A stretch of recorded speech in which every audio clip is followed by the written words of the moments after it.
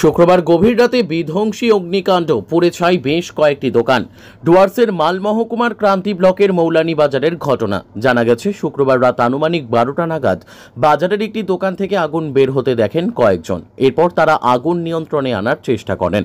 খবর দেওয়া হয় ময়নাগুড়ি দমকল কেন্দ্রে, কিন্তু মুহূর্তের মধ্যে আগুন দ্রুত ছড়িয়ে পড়ে। দাউ দাউ করে আগুন জ্বলতে থাকে বাজারের বেশ কয়েকটি দোকানে। খবর পেয়ে ময়নাগুড়ি দমকল কেন্দ্রের একটি ইঞ্জিন ঘটনাস্থলে এসে পৌঁছায়। ঘটনাস্থলে আসে ক্রান্তি ফাঁড়ির পুলিশও।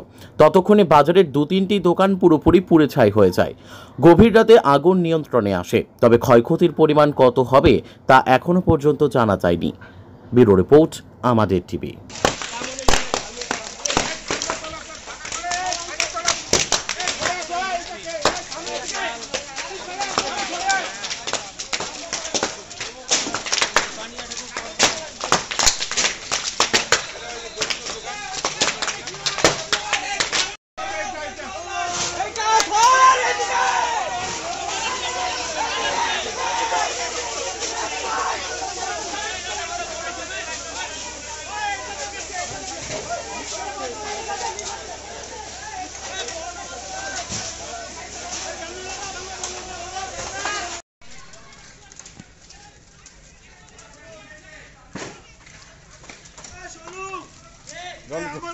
জল মারি রে